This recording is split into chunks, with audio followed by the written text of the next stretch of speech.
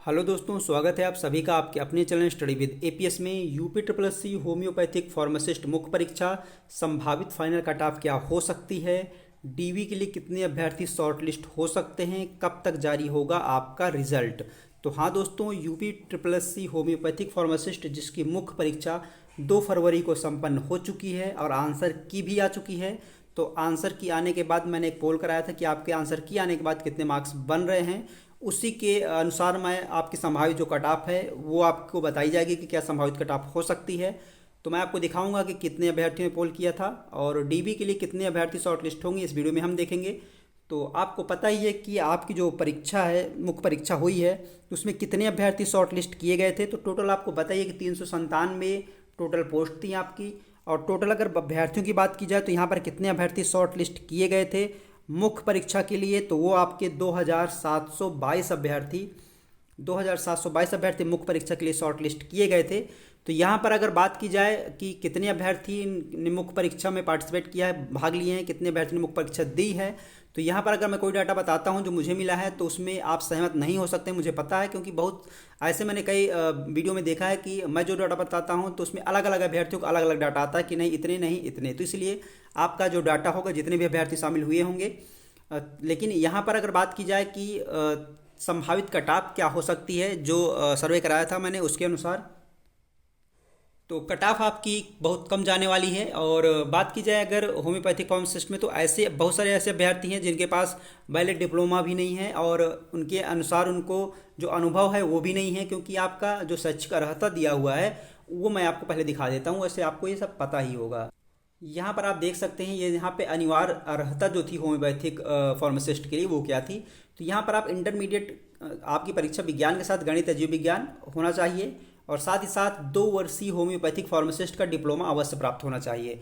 और यहाँ पर सरकार द्वारा मान्यता प्राप्त अथवा अनुरक्षित किसी संस्था से 3 महीने का होम्योपैथिक फार्मासिस्ट प्रशिक्षण प्राप्त किया हो। तो ऐसे अभ्यर्थी भी हैं जिनके पास, ये तो इंटरमीडिएट हो गया और साथ साथ 2 वर्षीय होम्योपैथिक फार्मासिस्ट का डिप्लोमा भी है, बट ऐसे अभ्यर्थी भी होंगे जिनके 3 महीने का होम्योपैथिक फार्मासिस्ट प्रशिक्षण प्राप्त किया ना हो, तो ऐसे भी अभ्यर्थी होंगे। तो इस तरीके से अभ्यर्थी बाहर हो सकते हैं। और अगर डिप्लोमा, अगर उन्होंने फार्मासिस्ट का प्रशिक्षण प्राप्त करने का सर्टिफिकेट भी बनवाया होगा, तो हो सकता है जो बनवाने का उनका तरीका हो वो गलत हो, जिससे डीवी में वो बाहर हो सकते हैं। और यहाँ पर आप देख सकते हैं homeopathic medicine board Uttar Pradesh में पंजीकृत होना अनिवार्य है। तो इस तरीके से आप देख सकते हैं इसकी शैक्षिक अर्हता क्या है। इस शैक्षिक अर्हता में भी काफ़ी अभ्यर्थी बाहर होंगे आपके, तो वो आपके डीवी में बाहर होंगे। और बात कर ली जाए अगर संभावित कट ऑफ की, कि संभावित कट ऑफ आपकी क्या हो सकती है, उससे पहले मैं आपको पोल दिखा देता हूँ जो मैंने कराया था। अब यहाँ पे संभावित कट ऑफ की हम बात करेंगे, तो इस संभावित कट ऑफ से, इस संभावित कट ऑफ जो मैं बताऊंगा आपको, तो इससे आप सहमत भी हो सकते हैं और सहमत नहीं भी हो सकते हैं। तो अगर आपके जो भी मार्क्स हैं तो आप कमेंट बॉक्स में शेयर जरूर कर सकते हैं। तो यहाँ पर अगर बात की जाए होम्योपैथिक फार्मासिस्ट में, तो यहाँ पर जो मैंने सर्वे कराया था उसके अनुसार यहाँ पर आप देख सकते हैं कि अगर 50 से कम मार्क्स की अगर बात की जाए, तो 50 से कम मार्क्स में 76% अभ्यर्थी ऐसे हैं जिनके 50 से कम मार्क्स हैं। यहाँ पर आप टोटल देख सकते हैं 309 अभ्यर्थियों ने वोट किया था। और यहाँ पर अब ये भी कहना भी सही नहीं है कि जो भी जिन्होंने किया क्या उन्होंने सही किया है या फिर नहीं, लेकिन जिस तरीके से देखा जा रहा है यहाँ पर देख सकते हैं, यहाँ पर 76% अभ्यर्थी ऐसे हैं जिन्होंने बताया कि उनके 50 नंबर से भी कम है। तो इस तरीके से एक अनुमान लगा सकते हैं कि ये काफ़ी हद तक सही लग रहा है। तो सबसे ज़्यादा कंपटीशन आपका 40 से 50 के बीच में ही होने वाला है और कट ऑफ का रेंज भी आपका कुछ ऐसे ही रहने वाला है। तो यहाँ पर आप देख सकते हैं, अगर 40 से कम की बात की जाए तो 36%, और 40 से 50 के बीच किया जाए तो 40%, उसके बाद 50 से 60 के बीच 11% और 60 से ऊपर 13%। तो 60 से ऊपर बहुत कम अभ्यर्थी हैं जो 60 से कम, 60 से ज़्यादा होंगे उनके। और अब इस पर हम बात कर ली जाए कि अब संभावित फाइनल कट ऑफ क्या जा सकती है। तो संभावित कट ऑफ से पहले अगर बात की जाए कि कितने अभ्यर्थी शॉर्ट लिस्ट हो सकते हैं, आपकी डीबी के लिए कितने अभ्यर्थी बुलाए जा सकते हैं, तो जो संभावना है वो करीब 1200 के आसपास अभ्यर्थी डीबी के लिए शॉर्ट लिस्ट किए जा सकते हैं। और अब बात कर ली जाए कट ऑफ की, तो कट ऑफ की अगर बात कर लें तो यहाँ पर अगर मैं जनरल कैटेगरी की सबसे पहले हम बात कर लेते हैं कि जनरल कैटेगरी की संभावित कट ऑफ क्या हो सकती है। तो जनरल कैटेगरी में अगर 40 से 45 के बीच में हैं तो आप सेफ हैं। 40 से 45 के बीच में इसकी जो संभावित कट ऑफ है वो आपकी फाइनल हो सकती है होम्योपैथिक फार्मासिस्ट में। और अगर बात की जाए जनरल कैटेगरी के बाद, अगर ओबीसी की बात की जाए, ओबीसी की और ईडब्ल्यूएस की, और साथ ही साथ आपकी फीमेल कैटेगरी में। तो ये 3 कैटेगरी मैं आपको बता रहा हूँ, एक ओबीसी, एक आपकी ईडब्ल्यूएस, एक फीमेल। तो इनकी जो कट ऑफ है वो आपकी कितनी हो सकती है, तो ये कट ऑफ आपकी 35 से 40, 35 से 40, 35 से 40 के बीच में ये कट ऑफ आपकी जा सकती है। इस कैटेगरी में आपकी जो कट ऑफ है इस कैटेगरी में इतनी हो सकती है। और अगर बात की जाए एससी में कितनी हो सकती है, तो एससी में अगर 30 के आसपास है, एससी में अगर 30 के आसपास है, एससी में अगर 30 के आसपास है तो वह अभ्यर्थी शॉर्ट लिस्ट, और शॉर्ट लिस्ट क्या फाइनल सिलेक्शन हो सकता है उन अभ्यर्थियों का। और एसटी के लिए तो अभ्यर्थियों की संख्या वैसे भी कम ही रहती है, हो सकता है जितने भी अभ्यर्थी हों सबको अब जितने भी अभ्यर्थी हों, लेकिन फिर भी इनकी कट ऑफ आपकी 20-25 के आसपास समथिंग हो सकती है। तो ये एक संभावित कट ऑफ है जो मैंने आपको बताया है।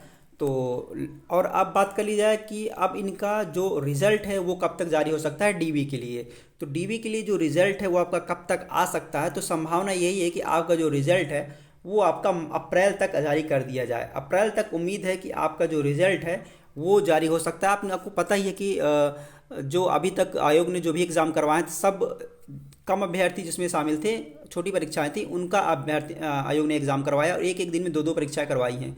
तो ज़रूर आपका रिज़ल्ट में भी देरी नहीं होगी, और रिज़ल्ट आने के बाद आपका जो डीवी है वो भी जल्दी करा लिया जाएगा। तो जो संभावना है आपके रिज़ल्ट की कि रिज़ल्ट आपका कब तक आ सकता है, तो रिज़ल्ट आपकी उम्मीद पूरी है कि आपका अप्रैल तक आपका जो रिज़ल्ट है वो जारी कर दिया जाएगा, ये पूरी उम्मीद है। और उसके बाद फाइनल आपका उसके बाद जो है आपकी डीवी भी जल्द ही कराई जाएगी। जितनी भी ये सब भर्तियां, ये सब आपकी पेट 2023 की भर्तियां हैं।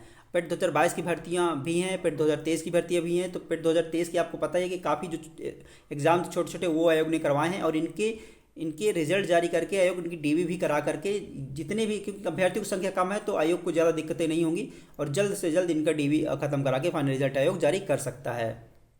और ये सब स्पेशल भर्तियां हैं, वैसे भी अभ्यर्थियों की संख्या इस समय में कम ही रहती है। तो ये आपकी यूपी होम्योपैथिक फार्मासिस्ट से संबंधित महत्वपूर्ण अपडेट थी, जो आगे संभावित फाइनल कट ऑफ से संबंधित थी। तो अगर आपके जो भी मार्क्स बन रहे हो तो आप कमेंट बॉक्स में शेयर ज़रूर करिएगा, और अगर आप सहमत हैं तो ठीक है, अगर सहमत नहीं हैं तो आप कमेंट बॉक्स में भी बता सकते हैं कि आपके अनुसार जो संभावित कट ऑफ है वो क्या हो सकती है। तो ये महत्वपूर्ण वीडियो था। वीडियो पसंद आया हो दोस्तों तो लाइक कर लीजिएगा। अगर आप चैनल पर नए हो तो चैनल को सब्सक्राइब करना ना भूलिएगा, क्योंकि कोई भी अपडेट होती है वो आपको इस चैनल के माध्यम से मिलती रहती है। तो चलिए दोस्तों, फिर मिलते हैं आपसे नेक्स्ट वीडियो में। जय हिंद।